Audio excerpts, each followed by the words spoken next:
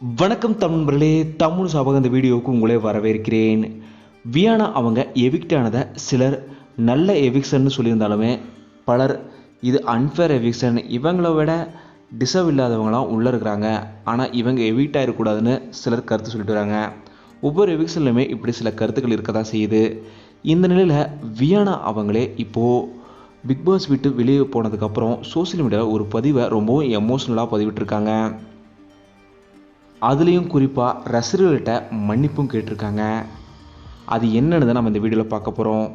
வியானா அவங்க என்ன பதிவிட்டிருந்தாங்கன்னா, என்னை சப்போர்ட் பண்ண எல்லோருக்குமே மிகப்பெரிய நன்றிகளை நான் தெரிவிச்சுக்கிறேன்.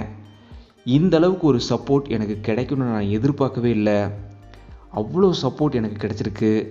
ஆனால் எல்லோருக்குமே நான் ஒரு மன்னிப்புமே கேட்டுக்கிறேன்.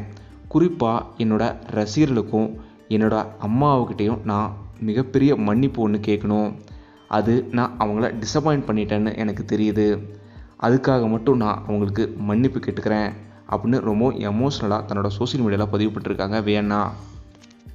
இதே போல் வியானா அவங்க இப்போது ட்விட்டருமே இப்போது ஃபஸ்ட் டைம் ஓப்பன் பண்ணி என்னோடய ஃபஸ்ட்டு போஸ்ட் இது தான் ட்விட்டரில் அப்படின்னு சொல்லி பதிவிட்டிருக்காங்க.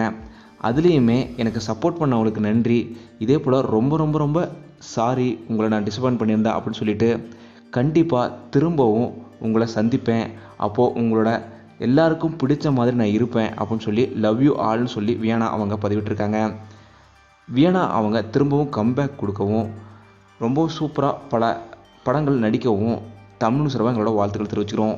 இந்த வீடியோ உங்களுக்கு பிடிச்சிருந்தா லைக் பண்ணுங்கள், கமெண்ட் பண்ணுங்கள், ஷேர் பண்ணுங்கள். தமிழ் சேனல் சப்ஸ்கிரைப் பண்ணலாம், சப்ஸ்கிரைப் பண்ணுங்கள். மறக்காம பக்கத்தில் பெல் ஐக்கானையும் கிளிக் பண்ணுங்கள்.